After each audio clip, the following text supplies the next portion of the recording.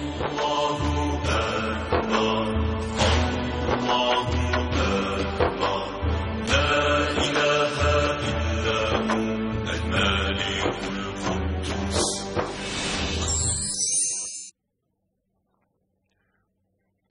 اللہ الرحمن الرحیم ان اللہ وملائکتہ یصلون علی النبی یا ایھا الذین آمنوا صلوا علیہ وسلموا تسلیما اللہم صل علی سیدنا ونبینا وشفیعنا ومولانا محمد وعلی آل محمد وبارک وسلم۔ محترم خواتین و حضرات، السلام علیکم۔ پیام صبح کے ساتھ ایک بار پھر حاضر میں ہوں آپ کا میزبان انیق احمد۔ آپ کو یاد ہوگا کہ کل ہم نے سورہ بقرہ کی آیت نمبر 177 کا آغاز کیا۔ نیکی صرف یہی نہیں کہ اپنے چہروں کو مشرق یا مغرب کی طرف کر لو۔ نیکی کیا ہے؟ نیکی اللہ پر ایمان لانا، یوم آخرت پر ایمان لانا، اللہ کی بھیجی ہوئی کتابوں پر ایمان لانا، فرشتوں پر ایمان لانا۔ یہ تمام گفتگو رفتہ رفتہ ہم اس آیت کے ذیل میں کریں گے۔ کل بات ہوئی تھی کہ لیس البر ان تولوا وجوہکم قبل المشرق والمغرب۔ بر پر کل تفصیل سے بات ہوئی۔ نیکی، یہ بر کے معنی صرف نیکی ہے یا بر کے معنی اور بھی بہت کچھ ہیں؟ یعنی حق ادا کرنے والا، حق پہنچانے والا۔ خواتین و حضرات، نیکی کی جو مدارج ہیں ان پر بھی بہت ساری بات ہوئی۔ صرف یہی نہیں کہ اپنے چہروں کو مغرب یا مشرق کی طرف کر لیا، بلکہ اللہ تعالیٰ نے جس نیکی کو نیکی کہا، دراصل وہ نیکی ہے۔ اللہ تعالیٰ نے اور اللہ کے رسول صلی اللہ علیہ وآلہ وسلم نے جس کو بدی کہا، برائی کہا، جس کو روکنے کا حکم دیا جس سے، وہ ہے برائی ہمارے لیے۔ ہم اپنے طور پر نیکی تخلیق نہیں کر سکتے، اور پھر ہوتا کیا ہے بعض اوقات ہمارے معاشروں میں کہ من گھڑت نیکیاں تخلیق کر دی جاتی ہیں اور اپنی پسندیدہ برکات ان نیکیوں سے منسوب کر دی جاتی ہیں۔ اس پر بھی کل بہت ساری بات ہوئی۔ خواتین و حضرات، اب ذرا ہم آگے بڑھیں گے۔ من آمن باللہ، اللہ پر ایمان اور یوم آخرت پر ایمان۔ یہ اللہ پہ ایمان کیا ہوتا ہے؟ کل جب پروگرام ختم ہو رہا تھا تو میں نے ایک سوال رکھا تھا ڈاکٹر محسن نقوی صاحب کی خدمت میں کہ اللہ پر ایمان معرفت الہی کے بغیر ممکن ہے یا نہیں؟ سوال، اس کے جواب آج ہم لیں گے اپنے عہد کے جید علماء سے۔ اللہ پر ایمان لانے سے مراد کیا ہے؟ اللہ تعالیٰ سے وفاداری نبھانا۔ اللہ تعالیٰ سے وفاداری نبھانے سے مراد کیا ہے؟ اللہ کے حقوق کو ادا کرنا۔ ہاں، اللہ کے حقوق کو ادا کرنا۔ وہ حقوق کیا ہیں اللہ تعالیٰ کے؟ وہ بھی ہم معلوم کریں گے محترم مفتی محمد نجیب صاحب سے۔ تشریف فرما ہے کراچی میں، ممتاز عالم دین ہے، اور لاہور میں تشریف فرما ہے محترم ڈاکٹر حماد لکھوی صاحب۔ خواتین حضرات پڑھاتے ہیں پنجاب یونیورسٹی میں، سب آپ سے واقف دونوں جید علماء آج یہاں موجود ہیں، ایک کراچی میں، ایک لاہور میں۔ ان سے ہم سیکھیں گے کہ یہ اللہ پر ایمان، آخرت پر ایمان یہ کیا ہے، اور اگر ہمارے دونوں مہمان جو کل کی گفتگو ہے اس آیت کے اس حصے پر بھی اگر کچھ فرمانا چاہتے ہیں تو ضرور فرمائیں۔ ڈاکٹر صاحب السلام علیکم۔ جی وعلیکم السلام ورحمۃ اللہ وبرکاتہ۔ ڈاکٹر لکھوی صاحب، میں آپ کا بڑا ممنون، بڑا شکر گزار، آپ تشریف لائے۔ جب بھی آپ تشریف لاتے ہیں ہم آپ سے سیکھتے ہیں۔ پروگرام کا آغاز کرتے ہیں اللہ تعالیٰ کے بابرکت نام سے۔ سورہ بقرہ آیت نمبر 177۔ اعوذ باللہ من الشیطان الرجیم، بسم اللہ الرحمن الرحیم۔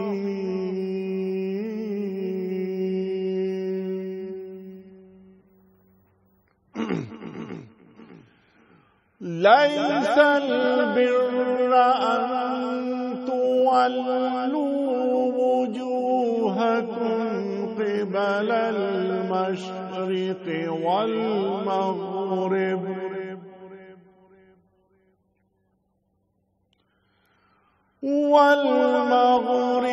ولكن البر من آمن بالله واليوم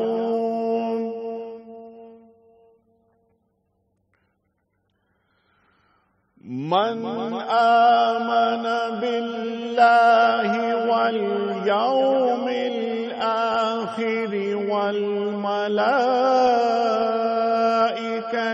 والکتاب والنبیین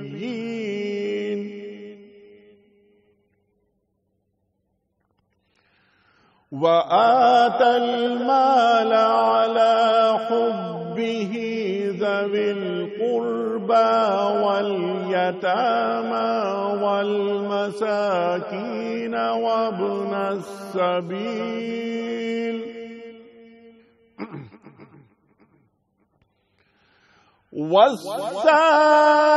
والسائلين وفي الرقاب وأقام الصلاة وآتى الزكاة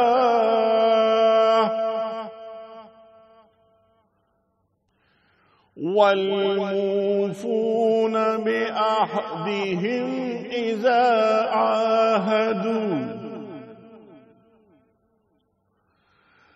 والصابرين في البأساء والضراء وحين البأس أولئك الذين صدقوا وأولئك هم المتقون صدق اللہ العظیم۔ سورہ بقرہ آیت نمبر 177 جس سورت کا اور اس آیت کا ہم نے کل آغاز کیا۔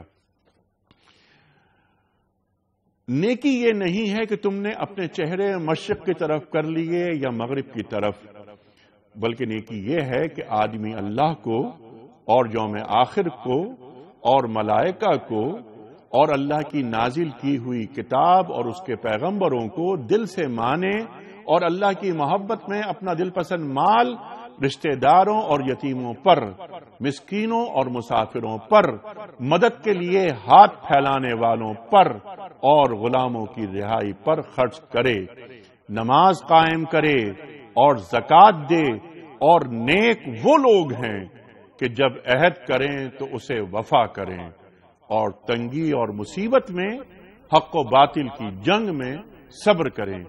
یہ ہیں راست باز لوگ اور یہی لوگ متقی ہیں۔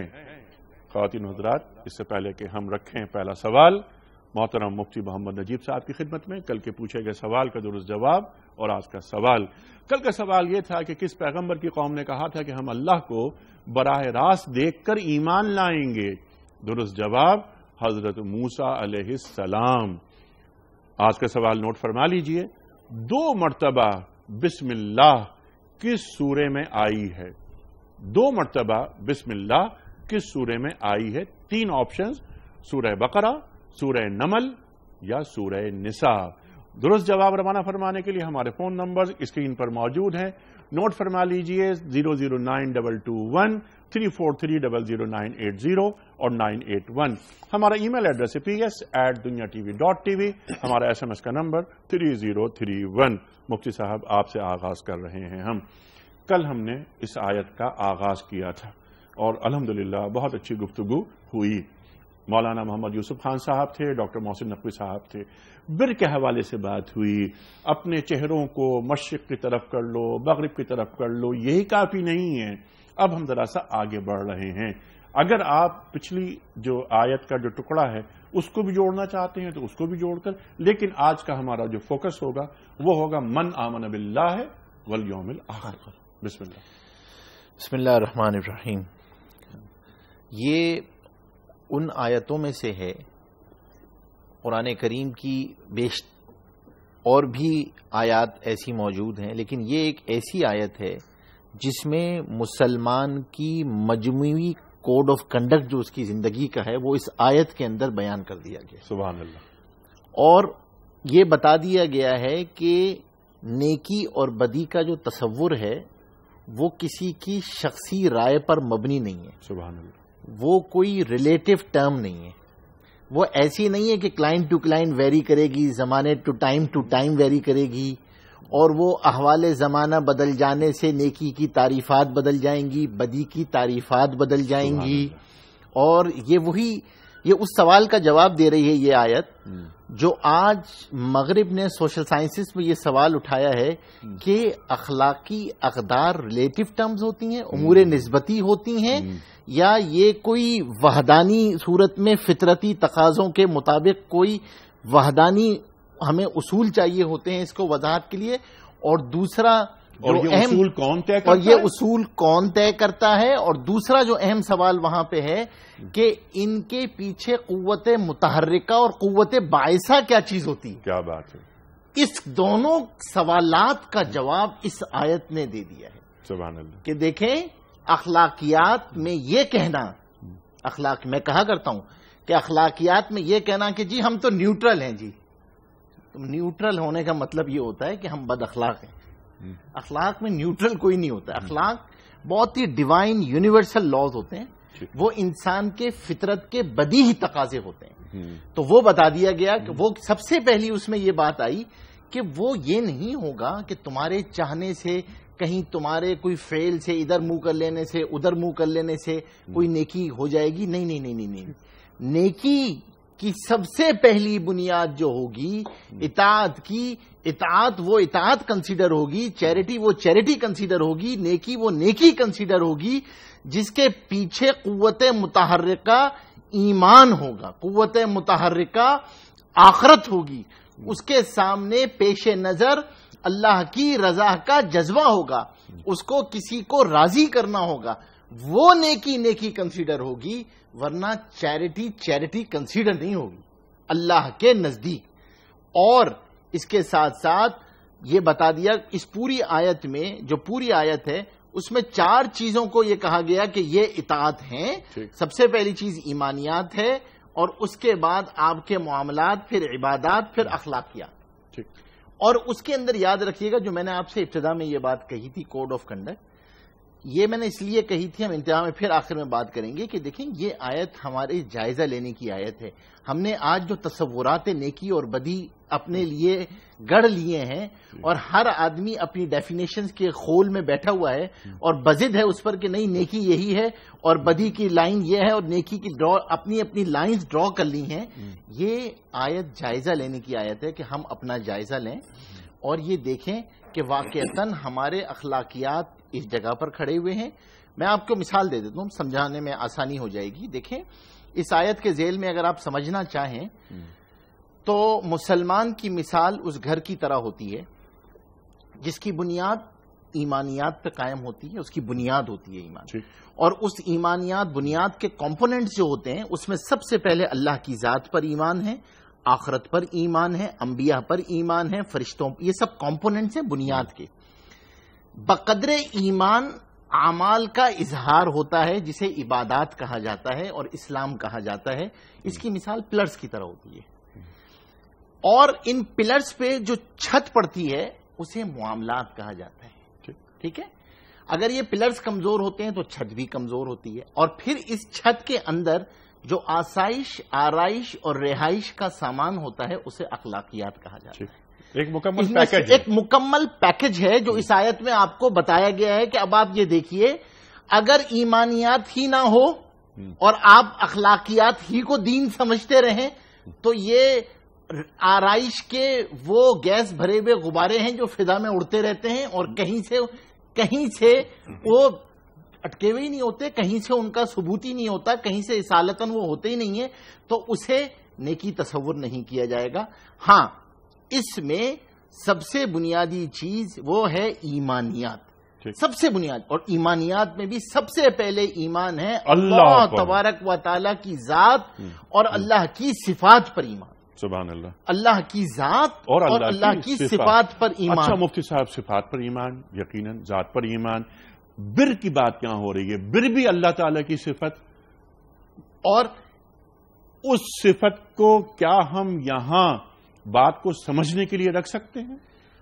دیکھیں بات کو سمجھنے کی حد تک تو ہم رکھ سکتے ہیں اس بات پہ، لیکن بر جہاں پر آیا ہے نا وہ عام طور پہ اللہ تبارک و تعالیٰ کی کامل اطاعت کے معنوں میں آیا ہے، جہاں اور جگہوں پہ بھی، جہاں پہ آگے چل کر انفاق آ رہا ہے، آپ نے چوتھا پارہ شروع ہوگا لن تنالوا البر حتی تنفقوا مما تحبون، تو وہاں پر وہ اطاعت اور نیکی کے تصور کو آ رہا ہے. لیکن جہاں تک آپ نے فرمایا اسماء حسنہ میں سے کیا اس کو بھی وہاں پر شمار کیا جا سکتا ہے، تو اس حد تک شمار کیا جا سکتا ہے. ٹھیک ہے، اگر بر کو ہم اس معنی میں لیں کہ حق ادا کرنے والا، مکمل حق ادا کرنے والا، یعنی صفاتی نام میں اللہ تعالیٰ نے اپنے اوپر جو حق عائد کر رکھے ہیں بندوں کے، ان حقوق کو پورا کرنے والا، تو اگر میں آپ کی خدمت میں یہ سوال رکھوں کہ بر سے مراد یا اس آیت میں لیس البر ان تولوا وجوہکم قبل المشرق والمغرب، کہ نیکی تک کو اس وقت تک نہیں پہنچ سکتے جبکہ نیکی کرنے کے جو حقوق ہیں وہ مکمل ادا نہیں کر دیتے. تو یہی سوال میں رکھنا چاہتا ہوں مولانا حماد لکھوی صاحب کی خدمت میں. لکھوی صاحب ذرا بر پہ میں چاہتا ہوں آپ بات فرمائیے، اس کے بعد من آمن باللہ والیوم الآخر اس پہ بات کریں گے. جی بسم اللہ الرحمن الرحیم. مفتی صاحب نے بڑے اچھے اور دو اہم پہلوؤں کی طرف اشارہ کیا. ایک تو جو کمپلیٹ پیکج والی بات ہے وہ بڑی اہم ہے کہ اسلام جو ہے اس آیت میں اور اس طرح کی آیات میں یہ بتایا گیا ہے کہ اسلام ایک مکمل پیکج کا نام ہے جس میں یا داخل ہو جانا ہے یا نکل جانا ہے. ادخلوا فی السلم کافہ، پورے کا پورا یا داخل ہو جانا ہے یا نکل جانا ہے. کوئی شخص پک اینڈ چوز نہیں کر سکتا اسلام میں آنے کے بعد، اس کے پاس پک اینڈ چوز کا اختیار نہیں. دوسری بات جو سماجی فلسفے کی تاریخ میں اور اخلاقی فلسفے کی تاریخ میں جو یہ سوال اٹھایا جاتا رہا ہے کہ نیکی کا ماخذ کیا ہے اور منبع کیا ہے، اس کے حوالے سے بھی یہ آیت بہت بنیادی رہنمائی کرتی ہے.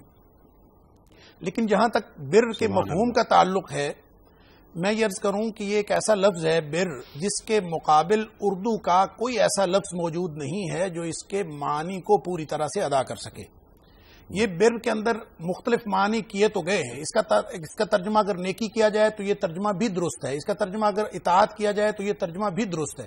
لیکن جب ہم لغت کے اندر دیکھتے ہیں تو حقوق ادا کرنے والا، وسعت کرنے والا، کشادگی والا، فراخی والا، یہ سارے ترجمے اس کے اندر یعنی لغت کے اعتبار سے اس کے اندر موجود ہیں. لیکن جب ہم اس سارے تصور کو، جو بر کا تصور قرآن پاک عطا فرماتا ہے، اس بر کے تصور کو اگر اس پورے کوڈ آف کنڈکٹ جو مفتی صاحب نے فرمایا یا ضابطہ حیات کے حوالے سے دیکھیں تو ایک ایسا لفظ جو مفسرین نے اور مترجمین نے ترجمہ کیا ہے اس کا، وہ ہے جو قریب ترین ہے میرے خیال میں، اور وہ ہے وفاداری اور کمٹمنٹ.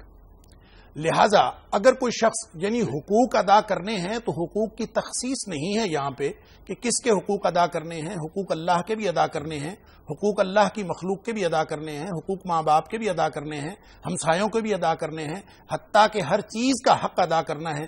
تو یوں جو وفاداری اور کمٹمنٹ کا ایک کمپلیٹ اور مکمل تصور آتا ہے، جامع تصور آتا ہے، یہ معنی ہے بر کا.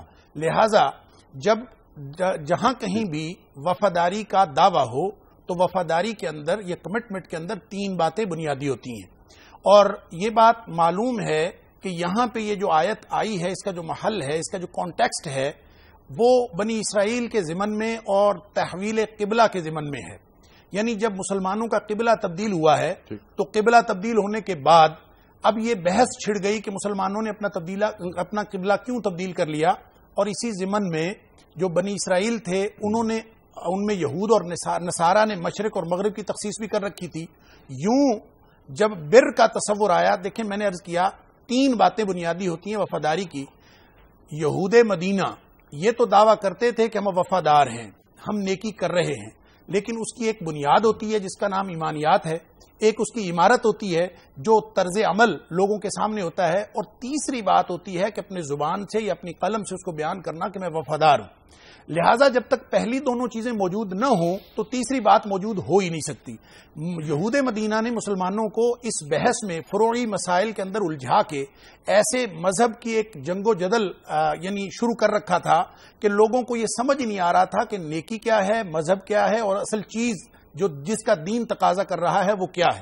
ان کو بتایا جا رہا ہے اور پھر ان کے توسط سے یعنی ان کے اشارے سے امت محمدیہ کو صلی اللہ علیہ وآلہ وسلم کو یہ احکام بتائے جا رہے ہیں کہ اگر وفاداری کا دعویٰ ہے تو وفاداری کے اندر سب سے پہلے بنیاد مضبوط ہونی چاہیے. جس کو آقا تسلیم کیا ہے، جس کو اپنا مالک تصور کر لیا ہے اور جس کو تسلیم کرنے کے لیے وفاداری کا عہد کر رہے ہو، سب سے پہلی بات یہ ہے کہ اس کی ذات اور اس کی صفات کے بارے میں تمہارے دل و دماغ کے اندر پوری طرح جاگزیں ہو جانا چاہیے کہ وہ ذات کیا ہے، اس کا مقام کیا ہے اور اس کی صفات کیا ہے. جب تک یہ بنیاد نہیں ہوگی بظاہر اعمال کرنے کا کوئی فائدہ نہیں ہوگا. اور پھر جب آپ یہ بنیاد موجود ہوگی، یعنی اندازہ فرمائیں کہ یہود مدینہ اپنی جو گفتار کی ذریعے سے اور اپنی جو ان کے الفاظ تھے اور مسجع و مقفع گفتگو تھی، اس کے ذریعے یہ باور کرانے میں کامیاب تو ہو جاتے تھے کہ وہ اللہ کے ماننے والے ہیں، وہ دین کے وارث ہیں، وہ نبیوں کے وارث ہیں، لیکن حقیقتاً ان کے اندر نہ ایمان تھا نہ ان کے اندر حسن عمل تھا. تو ان کو یہ بتایا جا رہا ہے کہ فروعی باتیں، مشرق کی طرف قبلہ ہے یا مغرب کی طرف قبلہ ہے، منہ کس طرف پھیرنا ہے، اعمال کس طرح کے ہونے چاہیے، نیکی اس پر استوار نہیں ہوتی. جیسے مفتی صاحب نے بتایا کہ نیکی کا تصور ریلیٹو نہیں ہے، اضافی نہیں ہے، اس کا منبع اور ماخذ کوئی ذہن نہیں ہے، کوئی معاشرہ نہیں ہے. جیسے سماجی فلسفوں کے اندر یہ بہت بحث کی گئی کہ معاشرے جو ہیں وہ اقدار کو نکالتے ہیں، کوئی چیز اقدار کا منبع اور ماخذ نہیں ہوتی. نیکی اور بدی کا تصور جو ہے وہ ایمانیات کی بنیاد کے اوپر استوار ہوتا ہے. اگر ایمان موجود ہو، اور ان ایمانیات میں سب سے پہلے ایمان باللہ ہے. یعنی جب آپ نے بات کی کہ کیا میں بڑا یعنی جو سوال آپ نے شروع میں رکھا کہ میں نے کل کے پروگرام میں یہ سوال رکھا تھا کہ ایمان کا اطاعت کے ساتھ ایمان کا معرفت کے ساتھ تعلق ہے کہ نہیں، کیا ایمان معرفت الہی کے ذریعے حاصل ہوتا ہے؟ تو میں سمجھتا ہوں یہ بڑا ہی بنیادی سوال ہے. اگر لوگوں کو یہ بات سمجھ آ جائے کہ ایمان کیا ہے، آپ دیکھیے اگر ایمان معرفت کے بنیاد پر حاصل ہوتا ہے تو اس کا مطلب یہ ہوگا کہ وہ شخص جس کو معرفت حاصل نہیں ہے وہ تو کبھی ایماندار ہو ہی نہیں سکتا، جبکہ یہ ہر عمل کا بنیادی تقاضا ہے. قرآن نے شروع میں کہہ دیا کہ الذین یؤمنون بالغیب، کہ مومن وہ ہیں جن کی بنیاد یہ ہے کہ وہ غیب پر ایمان رکھتے ہیں.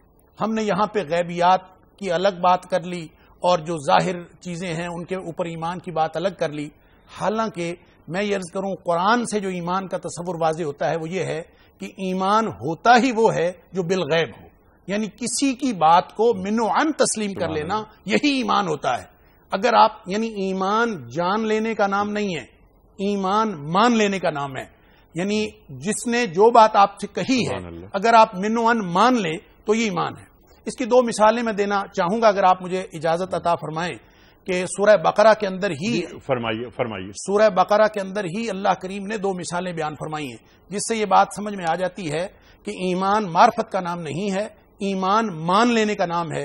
اللہ کریم کو تو کسی نے نہیں دیکھا، لیکن اللہ کو مان لینا اور اللہ تعالیٰ کی ذات اور صفات کو من و عن تسلیم کر لینا، یہ ایمان کی اور ہر قسم کے ایمان کی بنیاد ہے. وہاں پہ ایک تو مثال وہ ہے جس کا نام اللہ کریم نے ذکر نہیں فرمایا، لیکن مفسرین کا خیال ہے کہ یہ حضرت عزیر علیہ السلام ہے، نبی ہیں اللہ کے. انہوں نے ایک بستی کو دیکھا جو بستی اوندھی پڑی تھی اور ان کی زبان سے نکلا فَأَنَّا يُحْيِي هَذِهِ اللَّهُ بَعْدَ مَوْتِهَا، اللہ تعالیٰ اس کو دوبارہ زندہ کیسے کرے گا. اب اللہ تعالیٰ نے ان کو دکھا دیا، اللہ تعالیٰ نے 100 سال کے لیے موت دے دی، پھر اٹھے اور فرمایا کہ دیکھو اپنا کھانا دیکھو اور پینا دیکھو، وہ گلا سڑا نہیں ہے، وہ باسی نہیں ہوا، لیکن اس کی جگہ گدا دیکھو اس کے بجائے، اور گدے کی جو ہے وہ ہڈیاں بھی ادھر ادھر ہو چکی ہیں. پھر فرمایا کہ اب دیکھو اس کے اوپر ہم کیسے اس کا ڈھانچہ کھڑا کرتے ہیں اور کس طرح سے ہم اس کو تمہارے سامنے ثم نکسوہا لحما، کس طرح ہڈیوں کے اوپر گوشت چڑھاتے ہیں. فلما تبین لہو، قرآن کہتا ہے فلما تبین لہو، نبی تھے، ایمان کی کس حالت پر ہوں گے، کس سطح پر ہوں گے ایمان کی، لیکن فرمایا فلما تبین لہو، جب آنکھوں کے سامنے سب کچھ دیکھ لیا، معرفت حاصل ہو گئی تو بول پڑے اعلم، اب میں جان بھی گیا ہوں ان اللہ علی کل شیء قدیر، کہ اللہ تعالیٰ ہر چیز پر قدرت رکھنے والا ہے. گویا ایمان پہلے تھا، معرفت بعد میں حاصل ہوئی. معرفت ہو یا نہ ہو ایمان رکھنا ضروری ہے. دوسری مثال حضرت ابراہیم علیہ السلام کی ہے. انہوں نے کہا رب ارینی کیف تحیی الموتى، اللہ مجھے دکھا تو مردوں کو زندہ کیسے کرے گا. اور وہاں پہ اللہ تعالیٰ نے سوال یہی فرمایا تھا اولم تؤمن، ابراہیم تو ایمان نہیں رکھتا. آپ اندازہ فرمائیے وہ ابراہیم جس کے ایمان کی کیفیت یہ ہے کہ نبی پاک صلی اللہ علیہ وسلم نے وہ جد الانبیاء ہیں، اور نبی پاک صلی اللہ علیہ وسلم نے اپنے اوپر رحمت کی دعا سکھائی تو فرمایا وہ دعا کیا کریں جیسے ابراہیم پر رحمت نازل کی ایسے میرے اوپر رحمت نازل ہو۔ یہ دعا درود ابراہیمی ہمیں سکھایا۔ وہ ابراہیم ایمان کی کس سطح پہ تھے، اور انہوں نے فرمایا قال بلا، کیوں نہیں، ایمان تو میرا ہے، لیکن ولکن لیطمئن قلبی، میں تو اپنے دل کے اطمینان کے لیے چاہتا ہوں۔ پھر فرمایا کہ 4 پرندے لے لو، ان کو سدھاؤ، پھر ان کا گوشت کر کے ٹکڑے ٹکڑے کر کے 4 پہاڑوں پہ رکھو، ثم ادعوہن یأتینک سعیا، پھر ان کو بلاؤ دوڑتے ہوئے تمہارے پاس آئیں گے، وَاعْلَمْ أَنَّ اللَّهَ عَزِيزٌ حَكِيمٌ، اب تمہیں جان بھی لو کہ اللہ تعالیٰ ہر چیز پر غلبے والا اور حکمت والا ہے۔ گویا معرفت اب حاصل ہو رہی ہے، ایمان صرف اور صرف مان لینا ہے، زمان و مکان کے پیمانے ساتھ نہ دیتے ہوں اور حالات جیسے مرضی ہوں۔ اب ابو بکر صدیق رضی اللہ تعالیٰ عنہ کو جب ابو جہل نے خبر دی تھی، 2 مثالیں عرض کرتا ہوں۔ ابو جہل نے جب ابو بکر صدیق رضی اللہ تعالیٰ کو خبر دی تھی کہ تیرا دوست محمد صلی اللہ علیہ وسلم یہ کہہ رہا ہے کہ میں راتوں رات آسمانوں کی سیر کر آیا ہوں، تو ابو بکر صدیق رضی اللہ تعالیٰ عنہ کا جو پہلا جواب تھا وہ یہی تھا کہ یہ کیسے ممکن ہے۔ لیکن جب اس نے کہا کہ میں تیرے دوست محمد کریم صلی اللہ علیہ وسلم کی زبان سے سن کے آ رہا ہوں، تو انہوں نے فرمایا اچھا، اگر نبی کریم صلی اللہ علیہ وسلم نے یہ بات ارشاد فرمائی ہے تو پھر چاہے میری عقل، میرے زمان و مکان کے پیمانے، میرا علم، سائنس کچھ بھی نہیں میرا ساتھ دیتا، لیکن نبی پاک صلی اللہ علیہ وسلم نے فرمایا تو پھر ایسے ہو گیا ہے۔ دوسری مثال کتاب المناقب بخاری شریف کے اندر ہے کہ نبی پاک صلی اللہ علیہ وسلم پرانے وقتوں کا کوئی قصہ سنا رہے تھے، اور آپ نے فرمایا کہ ایک شخص نے اپنے بیل کے اوپر وزن لاد دیا، اور وہ جب اس کے اوپر وزن پڑا تو بیل بولنے لگا اور اپنے مالک سے کہتا ہے کہ میں وزن لادنے کے لیے تو نہیں ہوں، میں تو کھیتوں میں ہل چلانے کے لیے ہوں۔ ابھی نبی پاک صلی اللہ علیہ وسلم نے اتنی بات ارشاد فرمائی تھی کہ محفل میں سے ایک شخص بول پڑا، اس نے کہا اللہ کے رسول صلی اللہ علیہ وسلم کبھی بیل بھی بولا؟ اس پر نبی پاک صلی اللہ علیہ وسلم نے اس کو دلیل جو دی کہ بیل بولا کہ نہیں بولا، کوئی دلیل نہیں دی، بلکہ فرمایا بیل بولا کہ نہیں بولا یا ابو بکر سے پوچھ لو یا عمر فاروق رضی اللہ تعالیٰ عنہ سے پوچھ لو۔ گویا وہ ایمان کی اس حالت پہ ہیں، اس سطح پہ ہیں کہ وہ جانتے ہیں کہ نبی اکرم صلی اللہ علیہ وسلم کی زبان سے جو بات نکلے اس کو من و عن تسلیم کر لینا، یہی ایمان ہے۔ جی، سمعنا و اطعنا، قرآن کریم نے ارشاد فرما دیا، سنا اور اطاعت کی، سمعنا و عصینا نہیں جیسا کہ یہود کا معمول تھا۔ بنیادی گفتگو، بہت ساری باتیں، تفصیلی گفتگو ڈاکٹر صاحب نے عطا فرمائی۔ صفات کے حوالے سے بات ہوئی، پھر یہ بات ہوئی کہ دین جان لینے کا نام نہیں، مان لینے کا نام ہے۔ بڑی اہم گفتگو ہے یہ۔ میں صرف آپ سے یہ بات سوال کی شکل میں یہ کرنا چاہ رہا ہوں کہ معرفت خداوندی کے لیے جو صفات الہیہ ہیں ان کا جاننا کتنا ضروری ہے؟ کہ معرفت خداوندی کے لیے صفات الہیہ کا جاننا تو بہت ہی بنیادی اہمیت کا حامل ہے، اس لیے کہ صفات پہ یقین اللہ کی ذات پہ یقین تک پہنچاتا ہے۔ صفات کے تذکرے سے اس کی محبت پیدا ہوتی ہے، جو منشا ہے عبادت کا، جو منشا ہے احسان کا، اور جو منشا ہے اطاعت کا، جو منشا ہے، دیکھیں پیدا کیا گیا ہے آپ کو عبادت کے لیے، تو عبادت تو ہے ہی وہ جو کمال محبت کے نتیجے میں اطاعت وجود میں آتی ہے۔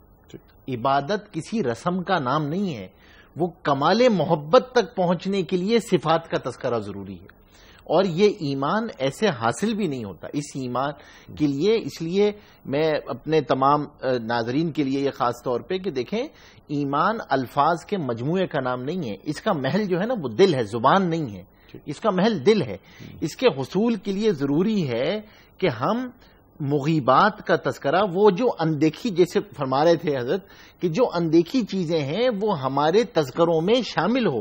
اگر ہم اللہ کی ذات کو بولیں گے ہی نہیں، اپنی چیزوں کو، اپنے کاموں کو اللہ کی طرف منسوب ہی نہیں کریں گے، ہم اللہ تبارک و تعالیٰ کا صبح شام ذکر ہی نہیں ہوگا، نہ اس کی صفات کا ذکر ہوگا، نہ اللہ کی ذات کا ذکر ہوگا، نہ اس کی ربوبیت کا ذکر ہوگا، تو وہ انسان کی فطرت یہ ہے کہ یہ جو قلب ہے نا، یہ جو قلب ہے، یہ قلب جو حدیث میں فرمایا نا، الا ان فی الجسد لمضغۃ لو صلحت صلح الجسد كله لو فسدت فسد الجسد كله الا وهي القلب الا وهي القلب الا وهي القلب، او كما قال علیہ الصلوۃ والسلام کہ جسم میں ایک گوشت کا لوتھڑا ایسا ہے، اگر یہ صحیح ہو جائے سارا جسم صحیح ہو جائے، اگر یہ بگڑ جائے تو سارا جسم بگڑ جائے، خبردار وہ دل ہے، وہ دل ہے، وہ دل ہے، یہ محل ہے ایمان کا۔ اس لیے فرمایا ان الایمان ہا ہونا، ایمان یہاں پر۔ یہ مثال کنویں کی طرح ہے، اس کے اندر 4 پرنالے گرتے ہیں، کان سے، نگاہ سے، زبان سے، دماغ سے، جو سوچو گے، جو دیکھو گے، جو بولو گے، اسی کے ایمان آئے گا۔ اب ہم نے اللہ کی صفات کو بولا ہی نہیں، اللہ کی صفات کو سوچا ہی نہیں، اللہ کی مخلوق کو اس نظر سے دیکھا ہی نہیں، تو وہ ایمان آئے گا کیا؟ دنیا دنیا دنیا دنیا، مال مال مال، صرف دیکھی ہوئی چیزوں کو بولا، مخلوق کی بڑائی کو بیان کیا، مخلوق کو بولا، تو مخلوق کا یقین آئے گا۔ تو اس وجہ سے جو آپ کا سوال تھا، منشأ سوال جو تھا کہ کیا اللہ کی صفات پہ یقین کرنا معرفت کے لیے کتنا ضروری ہے، تو یہ تو بے حد ضروری ہے۔ اور ایمان کے درجات کیا بلند ہوتے ہیں؟ ایمان کے درجات اسی سے بلند ہوتے ہیں، انہی کے ذریعے ایمان کے درجات بلند ہو رہے ہیں۔ مثلاً ایک صفت ہم لیتے ہیں کہ خالق ہے اللہ تعالیٰ، پوری دنیا اللہ تعالیٰ نے بنائی، پھر فاطر ہے، بدی ہے، تقریباً ہم معنی الفاظ ہیں جو آپ نے ہمیں سکھائے ہیں، آپ علماء، اور اللہ تبارک و تعالیٰ کی ذات رب ہے، رب ہے نا، رب ربوبیت کر رہا ہے اللہ تعالیٰ۔ جب ہم ان صفات پر غور کرتے ہیں تو یہ کائنات ہمیں کچھ اور نظر آتی ہے، اللہ تعالیٰ کی معرفت ہمیں حاصل ہوتی ہے، لیکن وہ ایمان کے بعد۔ پہلا، جیسے ڈاکٹر حماد لکھوی صاحب نے فرمایا، پہلے ایمان، اسٹیپ وہی ہے، اسٹیپ وہی ہے، اسٹیپ وہیں سے لینا پڑے گا، اس کے بعد وہاں تک پہنچے گا، پھر آدمی یہ کہے گا کہ جیسے کائنات کو بنانے والی ایک اللہ کی ذات ہے، کائنات کو چلانے والی بھی ایک اللہ کی ذات ہے، جس طرح خالق الاشیاء ایک اللہ کی ذات، چیزوں کی بنانے والی ایک اللہ کی ذات ہے، حالات کو بنانے والی بھی ایک اللہ کی ذات ہے۔ چیزیں جس طرح اللہ کے خزانوں سے آ رہی ہیں، یہ حالات بھی اللہ کے خزانوں سے آ رہے ہیں۔ کوئی مجھے چاہ رہا ہے، کوئی مجھے نہیں چاہ رہا ہے، دو بول کوئی ہنسی کے بول رہا ہے مجھ سے، کوئی دو بول ناراضگی کے بول رہا ہے، یہ وہ خود نہیں بول رہا، کوئی اس سے کہلوا رہا ہے، کوئی اس سے کہلوا رہا ہے، جو میرے اعمال اوپر جا رہے ہیں وہ احوال کی صورت میں، تو اللہ اس پورے نظام کو چلا رہے ہیں۔ کائنات کو بنانے والی بھی اللہ کی ذات ہے، کائنات کو چلانے والی بھی اللہ کی ذات ہے۔ اسی لیے وہ بعض اللہ والے فرمایا کرتے ہیں کہ یہ جو اللہ اور الہ ہے نا، جو قبر میں سوال ہونا ہے، جب تم پہ کوئی تکلیف پریشانی آتی ہے، جہاں تمہاری پہلی نگاہ جاتی ہے، تمہارا الہ وہاں اٹکا ہوا ہے۔ سبحان اللہ۔ تمہارا الہ قبر میں سوال زبان کا نہیں ہے، وہاں رٹیفیکیشن کا سوال نہیں ہے، وہاں جو سوال ہے نا، من ربک، وہ سوال ہے آپ کے ایٹیٹیوڈ بیہیویئر کا، کہ جب تم پہ کوئی تکلیف پریشانی آتی تھی، تمہارا ایٹیٹیوڈ بیہیویئر کیا ہوتا تھا، کہ دیکھو مشکل کشا کون ہے، مشکل کشا کون ہے، یہ مشکل کس کی طرف سے آئی ہے، یہ حل کہاں سے ہوگی، یہ جو نظر پیدا ہوتی ہے، اس کے لیے اللہ کی صفات کو بیان کرنا ضروری ہے، ورنہ آدمی کائنات کو اس طرح دیکھ رہا ہوتا ہے کہ شاید یہ تو خود اپنا کوئی ایک چیک اینڈ بیلنس سسٹم ہے جس سے یہ چل رہی ہے، اور کوئی scientific rules and physical laws ہیں جو اس کو چلا رہے ہیں، وہ اس کی نظر ہی ڈیفرنٹ ہوتی ہے۔ اور جب معرفت اللہ کی صفات کے ذریعے حاصل ہو جاتی ہے، اللہ کی صفات پہ یقین، تو اس کی نگاہ ہی بدل جاتی ہے، پھر وہ مرد مومن کی نگاہ بالکل ڈیفرنٹ ہوتی ہے، نہ اس کا خوف رہتا ہے۔ اچھا، جب وہ خوف نکل جاتا ہے مخلوق کا، تو اس لیے ابن عباس رضی اللہ تعالیٰ کی مشہور روایت ہے، فرمایا جو اللہ سے ڈر کے زندگی گزارتا ہے، کائنات کی ہر چیز اس سے ڈر کے چلتی ہے، اور جو اللہ سے ڈرنا چھوڑ دیتا ہے تو کائنات کی ہر چیز اس کو ڈراتی ہے۔ وہ مائکروسکوپک جرم سے بھی گھبراتا ہے، وہ بڑی بڑی چیزوں سے بھی گھبرا رہا ہوتا ہے۔ تو اس آیت کا تقاضا جو آج ہم آپ سے ہے، جو آج ہمارے گھروں سے نکل گیا، ہم لوگوں سے نکل گیا، کہ ہماری زبانوں سے، ہمارے گھروں سے اللہ کے بول ہی نکل گئے ہیں۔ آج تو زبانیں ترس جاتی ہیں، کان ترس جاتے ہیں انشاءاللہ ماشاءاللہ سننے کو۔ یہ جو بار بار سکھایا ہے حضور پاک صلی اللہ علیہ وسلم نے، چراغ بجھ گیا، ہم عائشہ کو کہہ رہے ہیں انا للہ و انا الیہ راجعون پڑھو، کیا چیز ہے وہ ریمائنڈر ہی اس بات کا ہے کہ دیکھو تم نے کچھ نہیں، یہ تو اللہ کی طرف سے ہوا ہے جو کچھ ہوا ہے۔ اپنی زندگیوں میں اللہ کو شامل رکھو، صرف شامل ہی نہیں بلکہ ترجیح اول بنا لو۔ وہ پرائرٹیز کب سیٹ ہوتی ہیں؟ جب بار بار ان صفات کا تذکرہ، میں اسی لیے کہا جو محبوب ہوتا ہے اس کا ذکر بار بار ہوتا ہے، بار بار ہوتا ہے۔ اس لیے ہم سب کو کبھی سونے سے پہلے یہ جائزہ لینا چاہیے 24 گھنٹے میں کس کس کو بڑا بولا، یہ بڑا، وہ بڑا، یہ بڑا، اس سے ہو جائے گا، اس سے ہو جائے گا، اس کو فون کر لو، اس کو فون کر لو۔ کتنی مرتبہ اللہ کے سامنے گڑ گڑا کے بولا، مالک یہ حال تو تیری طرف سے آیا ہے نا، تیری طرف سے آیا ہے، اور یا اللہ تو ہی اس کو دور کرنے والی ذات ہے نا، تو ہی دور۔ پھر دیکھیں کائنات کا پورا پروٹوکول نظام آپ کے ساتھ کیسے شامل. یہ جو چیز ہے نا، یہ ہے وہ ایمان. اس لیے فرماتے ہیں ایمان کو ایمان کے تقاضوں اور علامتوں سے تلاش کرو. ایمان کوئی الفاظ کا نام نہیں ہے، وہ تو اس کی علامتوں سے خود پتہ. یہ ہے وہ علامات جو آیات میں آئی ہوئی. اب میں دیکھوں میں انفاق میرا کہاں ہوتا ہے، میرے اخلاق کہاں ہوتے ہیں، میرا ایفائے عہد کیا ہے، میرا نبی کی محبت کیا ہے، نبی کی اطاعت میری زندگی میں کیا ہے، اللہ کتنا شامل ہے میری زندگی میں. میری زندگی میں میرے اقدار ہیں، میری روایات ہیں، میرے خاندان ہیں، میری رسومات ہیں، میری اپنی گڑھی ہوئی نیکیاں ہیں، یا اللہ بھی کہیں شامل ہے میرے اندر.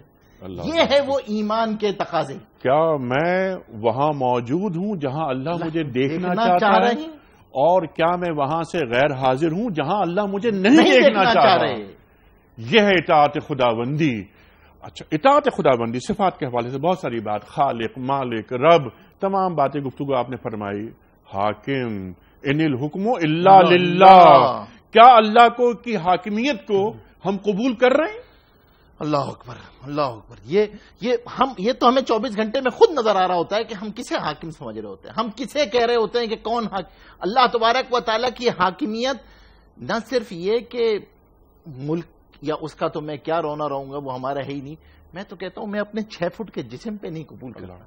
دیکھیں میں یہ آنکھ کا ڈپارٹمنٹ تو مجھ سے پوچھ کے ہی دیکھتا ہے، یہ کان کا ڈپارٹمنٹ تو مجھ سے ہی پوچھ کے سنتا ہے نا، دماغ تو مجھ سے، یہ ہاتھ، یہ سارے ڈپارٹمنٹ تو میرے پاس ہے نا، یہ تو حکومت وقت کے پاس نہیں ہے. ان کے لیے استعمال کرتے وقت کیا میں یہ دیکھتا ہوں کوئی حاکم وقت ہے؟ کوئی مجھ سے پوچھے گا؟ کوئی وقت آنے والا ہے جب ماں جیسی ممتا بھی اپنے لال کو بھول جائے گی اور میں نے جواب دینا ہوگا. میں نے جواب دینا ہوگا کہ یہ نگاہ کیوں اٹھی تھی، یہ زبان کیوں بولی تھی، یہ کان نے کیوں سنا تھا، یہ دل نے کیوں سوچا تھا، یہ خیال کسی کے بارے میں کیوں آیا تھا. یہ کل کسی کے سامنے میں نے کھڑے ہو کے جواب دینا ہے. اسی لیے اس آیت میں ایمان کے ساتھ آخرت کو جوڑا ہے کہ اگر یہ آخرت کا تصور نکل جائے تو سب رسومات ہیں. اگر یہ آخرت کا تصور نکل جائے کہ کل میں نے اللہ کے سامنے 1 to 1 کھڑا ہونا ہے، اللہ میاں سو نہیں رہے ہیں، اللہ نے کائنات کو سب آرڈینیٹس کے حوالے نہیں کر دیا ہے. لا الہ الا هو الحی القیوم لا تأخذہ سنۃ ولا نوم. کوئی اونگ نہیں آتی ہے، رتی برابر اس کو اونگ نہیں آتی. ساری کائنات کو ایک اللہ کی ذات پوری کائنات کو چلا رہی ہے. یہ بول میری آپ کی ضرورت ہے، روزانہ کی ضرورت ہے. اللہ کی بڑائی کو بولنا، اللہ کی صفات کو بولنا، یہ میری آپ کی ضرورت ہے. یہ میرا ٹونک ہے. یہ جو جس طرح کسی کو انجائنا پین ہوتا ہے نا، اور اس کو کہتے ہیں کہ آپ کو سمٹم محسوس ہو تو زبان کے نیچے رکھ لیجئے گا. جہاں کوئی چیز دیکھو، جہاں جس سے تاثر فوراً دل پہ پڑے تو کہو یہ کھڑی مٹی ہے، یہ پڑی مٹی ہے، اصل اللہ کی ذات ہے، یہ سب مخلوق ہے، یہ کوئی کچھ نہیں کر سکتا. فوراً اپنے آپ سے دل میں یہ متوجہ ہو. یہ روزانہ کا میرا تقاضا ہے، ورنہ ہر مخلوق اپنی طرف بلائے گی. اگر ہم اللہ کے اپنی بار بار نہیں کر رہے ہوں گے. اور میرے دیکھیں یہ سب کچھ تو کچھ بھی نہیں ہے. اصل مسئلہ تو یہ ہے کہ جب اسرائیل علیہ السلام سامنے آئے تو زبان پہ اللہ آ جائے. یہ تو اسی وقت آئے گا کہ جب خوشی میں غمی میں اللہ ہماری زبانوں پہ ہوگا، ورنہ خوف پہ تو وہی چیز آتی ہے زبان پہ جو دل میں ہوتی ہے. اگر دل میں اللہ نہ ہو اور زبانوں تک، تو ساری کی ساری یہ جو ہمارے مذاکرے بیٹھنے ہوتے ہیں، یہ اس ایک بالش کا سفر ہے کہ جو زبانوں پہ ہے یہ دل میں آ جائے. اصل بات یہ جو زبانوں پہ ہے وہ دل میں اتر جائے کہ واقعتاً جب اسرائیل علیہ السلام سامنے آئے تو زبان سے اللہ نکل جائے. یہ ہے کامیابی، اور یہ ہے کامیابی کہ ہم کامیاب ہو گئے. یہ ہے وہ کوڈ آف کنڈکٹ جو ہم گزار کے چلے گئے. تو اصل چیز اس پوری آیات میں ایمان اور آخرت کو جو جوڑا ہے اس کا ساتھ ہے، اور یہ آخرت کے بغیر ہو نہیں سکتا. آپ خود سوچیں، حضرت علی رضی اللہ تعالیٰ عنہ سے پوچھا جا رہا ہے میں تجارت کرنا چاہتا ہوں، آپ بتا دیں. سوال کیا کیا ہے؟ فرمایا اس دنیا کی خاطر اپنی آخرت کو مت تباہ کرنا. ایسا سودا مت کرنا جس سے آخرت بک جائے، ایسا کانٹریکٹ مت سائن کرنا جس سے آخرت بک جائے، ایسا عمل مت کرنا جس سے آخرت بک جائے. دنیا گزر جائے گی، یہ راہ گزر ہے، یہ جیسے تیسے گزر جائے گی. یہاں رزاق اللہ کی ذات ہے، یہاں چونٹی سے لے کے جبریل تک سب کو روزی دینے والی ایک اللہ کی ذات ہے. ان صفات کو بولنا ماں باپ کی ذمہ داری ہے، اپنی اولاد کو لے کے بیٹھے. مدرس کی ذمہ داری ہے کہ اپنے شاگردوں کو لے کے بیٹھے. بڑوں کی ذمہ داری ہے کہ اپنے چھوٹوں کو لے کے بیٹھے. ہر ایک کی ذمہ داری ہے کہ اللہ کی بڑائی کو بولے. ورنہ کلکم راعٍ وکلکم مسئول عن رعیتہ. کل آخرت میں ہم سے سوال ہے کہ سب کچھ سکھایا، سب کو دکھایا، کل میری اولاد میری گریبان نہیں پکڑے گی کہ ہر بڑے کا تعارف کرایا تھا اور اللہ ہی کا تعارف نہیں کرایا. ہر بڑے کا تعارف کرایا، یہ وزیر اعظم ہے، یہ جگہ ہے، یہ جگہ ہے. نہیں دکھائی تو مسجد ہی نہ دکھائی، نہیں دکھائی تو اللہ ہی کا گھر نہ دکھایا، ہر بڑے کا گھر دکھا دیا. اور گھر میں، اپنے گھر میں گفتگو میں اللہ تعالیٰ کو شامل نہیں رکھا. اولاد کے سامنے، بیوی کے سامنے، رشتہ داروں کے سامنے جس سے محبت ہوتی ہے اس کا تذکرہ ہوتا ہے. آپ نے ایک بات بھی فرمائی ہے درمیان میں کہ مجھے کامیاب ہونا ہے، کامیاب ہونا ہے، میں کامیاب کیسے ہوں گا. پھر آپ نے فوراً ذکر کیا امیر المومنین حضرت علی مرتضی کرم اللہ وجہہ کا. جب ضربت لگتی ہے آپ پر تو پہلا جملہ کیا آپ کی زبان سے ادا ہوتا ہے؟ فزت برب الکعبہ، رب کعبہ کی قسم میں کامیاب ہو گیا. فزت برب الکعبہ، یہ ہے کامیابی کا پیمانہ. یہ اس آخر وقت میں اللہ یاد آ جائے، یہ ہے کامیابی کا پیمانہ. اللہ اکبر، اللہ اکبر. ڈاکٹر صاحب، یہ ایمان اللہ تعالی پر اور پھر یوم آخر دونوں کو ایک ساتھ رکھا اس آیت میں. اس پر میں چاہتا ہوں کیونکہ وقت ختم ہو رہا ہے پروگرام کا، آپ فرمائیے یوم آخرت اور اس سے پہلے بھی بہت سے سوالات ہیں اللہ پہ ایمان رکھنے کے حوالے سے اور اللہ تعالیٰ کو زندگیوں میں شامل کرنے کے حوالے سے. مفتی صاحب اللہ تعالیٰ آپ کو سلامت رکھے، کیا گفتگو آپ نے عطا فرمائی ہے. ہم اپنی زندگیوں میں ایک تو یہ فرمائیے کہ اللہ تعالیٰ کو کیسے شامل رکھیں اپنی زندگیوں میں، اپنے گھر والوں کی زندگیوں میں. آپ ہمیں تعلیم کیجیے اور یہ بتائیے کہ روز حشر جب ہمارا سامنا ہوگا حوض کوثر پر ہم سے پہلے موجود ہوں گے سرکار دو عالم صلی اللہ علیہ وآلہ وسلم، اور ہمارے یہ اعمال. ڈاکٹر صاحب دیکھیں جی، ایمان جو ہے یہ مرکب ہے، یہ مفرد نہیں ہے. ایمان کے یعنی تمام اعمال کی بنیاد ایمان ہے، اور ایمان ایک مرکب ہے جس کے تمام اجزاء میں سے سب سے بنیادی چیز اللہ پر ایمان ہے، اللہ کی ذات اور اس کی صفات پر، جس کے بارے میں مفتی صاحب نے بڑی تفصیل کے ساتھ گفتگو فرمائی. اور جب ایسا ایمان انسان کے اندر آ جاتا ہے اور انسان اس کو تسلیم کر لیتا ہے، جیسا میں نے عرض کیا مان لیتا ہے، تو ماننے کے بعد، دل میں یقین کرنے کے بعد سب سے پہلی بات جو اس کے اندر پیدا ہوتی ہے وہ طرز عمل کی تبدیلی ہے. یعنی یہ ممکن نہیں ہے کہ کوئی شخص اس کے دل کے اندر ایمان ہو، وہ دعوی ایمان کرے اور اس کے طرز عمل میں تبدیلی پیدا نہ ہو. یہ ممکن ہی نہیں ہے. جس کی طرف آپ نے اشارہ کیا سورہ بقرہ کے اندر اللہ کریم نے ایمان کی پوری تفصیل بیان فرمائی، ایمان کے اجزاء بتائے. آمن الرسول بما انزل الیہ من ربہ والمؤمنون کل آمن باللہ وملائکتہ وکتبہ ورسلہ لا نفرق بین احد من رسلہ. یہ ایمان کی تفصیل ہے کہ یہ سارے اجزاء مل کے ایمان بنتا ہے، لیکن ایمان کا جو پہلا اثر ہوتا ہے وہ ہے وقالوا سمعنا واطعنا. یعنی ایمان لانے کے بعد سبحان اللہ اور تسلیم کر لینے کے بعد، سر تسلیم خم کر دینے کے بعد طرز عمل میں تبدیلی نہ ہو، یہ ممکن نہیں ہے. اور جو شخص مان لیتا ہے، ماننے کے بعد اور اس کے عمل کرنے کے درمیان میں تردد کا وقفہ نہیں ہوتا، سوچنے کا وقفہ نہیں ہوتا کہ کوئی شخص اس تردد میں پڑ جائے پتہ نہیں کیا کہا ہے، کس نے کہا ہے، کیسے کہا ہے. نبی پاک صلی اللہ علیہ وآلہ وسلم خطبہ ارشاد فرما رہے ہیں اور آپ فرماتے ہیں اجلسو یا اجلس یا حاضر رجل، کہ فلاں شخص تو بیٹھ جا. اب صحابی باہر سے آ رہا ہے، اس کو نہیں پتا مجھے کہا ہے، کس کو کہا ہے، لیکن چونکہ ایمان یہ ہے کہ نبی اکرم صلی اللہ علیہ وآلہ وسلم جو کچھ فرماتے ہیں وہی انسانیت کے فائدے کے لیے ہے، جو کچھ نبی پاک صلی اللہ علیہ وسلم فرما دیں اسی میں ہر شخص کا فائدہ ہے، اور اگر کوئی شخص اس کو تسلیم نہ کرے تو اس کے لیے تباہی و بربادی ہے. لہٰذا اس نے یہ نہیں سوچا کہ کس کو کہا کس کو نہیں کہا. صحابی باہر گلی میں دروازے میں بیٹھ گیا اور جب تک اس کو یہ نہیں بتایا گیا کہ نبی اکرم صلی اللہ علیہ وآلہ وسلم نے آپ سے نہیں کہا تھا، تب تک وہ صحابی وہاں سے اس جگہ سے نہیں نکلے. کیوں؟ اس لیے کہ سمعنا و اطعنا، سننے اور اطاعت کرنے کے درمیان میں وقفہ نہیں ہوتا.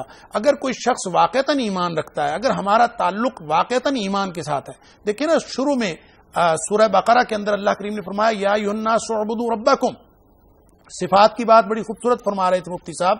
تو سب سے پہلی جو صفت اللہ کریم نے بتائی ہے کہ اس کی غلامی کرو، اس ذات کی جو تمہارا رب ہے.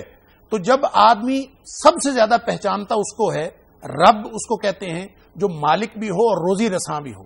تو جس کو جو روزی دیتا ہے اس کو سب سے پہلے پہچانو. اور جب کوئی شخص ہر وقت یہ سمجھے گا کہ میرا روزی رساں اللہ ہے، روزی رساں دنیا میں کوئی نہیں ہے، اگر یہ سمجھے گا تو پھر اس کے طرز عمل کے اندر تبدیلی نہ ہو یہ ممکن نہیں۔ ایک دور حاضر کے سکولر ہیں، وہ یہ کہا کرتے ہیں کہ لوگوں نے آج کے دور میں اپنے کام اللہ کے سپرد کر رکھے ہیں، اللہ کے ذمے کر رکھے ہیں۔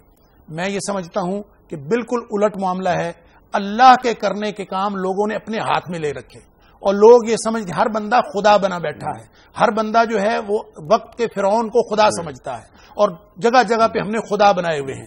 جو کام اللہ کے کرنے کے ہیں ہم ان کی امیدیں بندوں سے لگائے ہوئے ہیں۔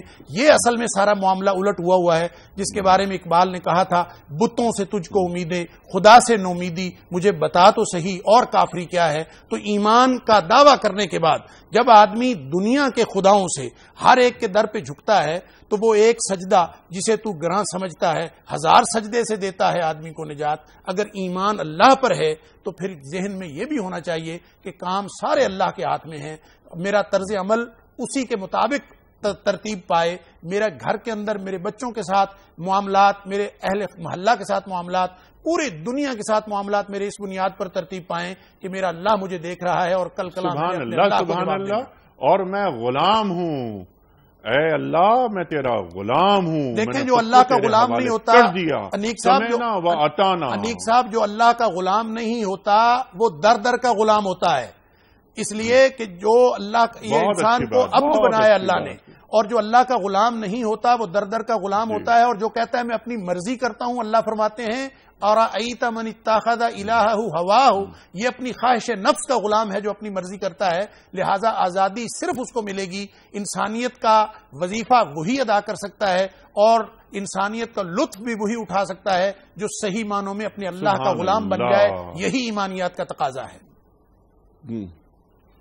سبحان اللہ، کہ اللہ کا غلام بن جائے، یہی ایمانیات کا تقاضا ہے۔ لاسٹ منٹ ہے، مفتی صاحب کنکلوڈ کر دیجئے آپ کے آج کے پروگرام کو، اور اس کو جوڑ لیں اس بات پر یوم الآخر پر کہ ہمیں اٹھنا ہے۔ کہ اصل بات جو ہے وہ یہ جیسے حضرت نے بہت واضح طور پہ بیان فرما دی، اب ہم سب کا ٹو ڈوز یہ ہے اس کا آج کے پروگرام کا کہ ایک تو ہم گھروں میں کچھ وقت مقرر کر کے اپنا وقت نکالیں جس میں اللہ کی بڑائی، اللہ کی صفات لوگوں کے اپنے بچوں کے ساتھ بیٹھ کے گھر والوں کے ساتھ بیان کریں اور آخرت کے تذکرے کو کریں اور شکر ادا کرتے رہیں اللہ تعالیٰ کا، جتنی صفات آئیں گی، اور شکر الحمدللہ، ماشاء اللہ، جزاک اللہ، بارک، یہ تمام وہ الفاظ ہیں جو اس لیے شامل کیے جاتے ہیں کہ جو پہلی اینٹ رکھی گئی ہے وہ پہلی اینٹ ہی ہمیشہ اپنے کام کی نسبت اللہ کی طرف کرتے چلے جائیں، اور کام بھی اس لیے کر رہے ہوں اللہ کی کو راضی کرنے کے جذبے سے کہ کل میں نے اللہ کے سامنے حاضر ہونا ہے اور کل میں نے حوض کوثر پہ حاضر ہونا ہے۔